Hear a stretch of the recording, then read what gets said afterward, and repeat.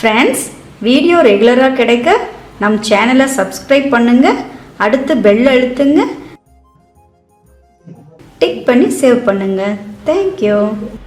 Hello friends, உங்கள் எல்லோருக்கும் என்னுடைய அன்பான வணக்கம்.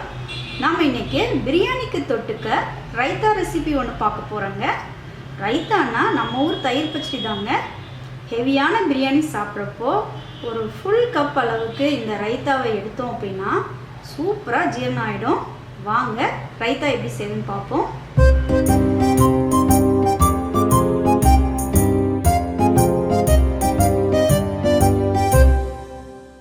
இப்போது நல்லா புளிப்பு இல்லாத கட்டி தயிர் எடுத்திருக்கோம்.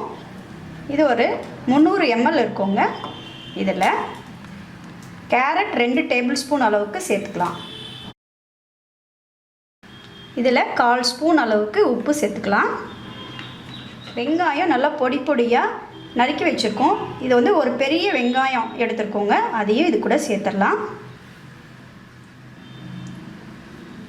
1 டேபிள் ஸ்பூன் துருவின தேங்காய், 1 டீஸ்பூன் கொத்தமல்லி,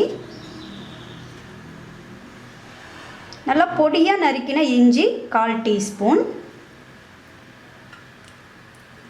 பொடியாக நறுக்கின பச்சை மிளகாய் 1/2 டீஸ்பூன்.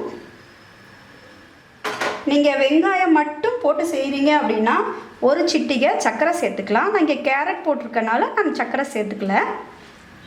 இதை நல்லா மிக்ஸ் பண்ணிவிடுங்க. இப்போது இதுக்கு தாளிக்கலாங்க. ஒரு தாளிப்பு கரண்டி அடுப்பில் வச்சுக்கலாங்க. அதில் 1 டீஸ்பூன் அளவுக்கு எண்ணெய் விட்டுக்கலாம். இது வந்து குழந்தைங்க வந்து இந்த மெத்தடில் நீங்கள் செஞ்சீங்க அப்படின்னா ரொம்ப விரும்பி சாப்பிடுவாங்க. இதில் 4 முந்திரி பருப்பு, 7-8 உலர்ந்த திராட்சை சேர்த்துக்கலாம்.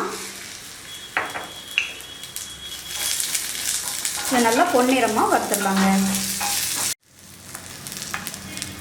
இப்போது இதை தயிர் பச்சடியில் கொட்டிக்கலாங்க. எப்பயுமே தயிர் பச்சடி செய்த உடனே சர்வ் பண்ணுங்கள். அப்போ தான் ரொம்ப நல்லாயிருக்கும். ஃப்ரெண்ட்ஸ் பாருங்கள், பிரியாணிக்கு தொட்டுக்க குழுக்குழுன்னு ஒரு ரைத்தா ரெடி பண்ணிட்டோம். இது ஏற்கனவே நம்ம பிரியாணி வீடியோ அப்லோட் பண்ணியிருக்கோம். அது கூட இது என்ஜாய் பண்ணி சாப்பிடுங்க. இந்த வீடியோ உங்களுக்கு யூஸ்ஃபுல்லாக இருக்குன்னா உங்கள் ஃப்ரெண்ட்ஸ்க்கும் ஷேர் பண்ணுங்கள், லைக் பண்ணுங்கள். தேங்க்யூ.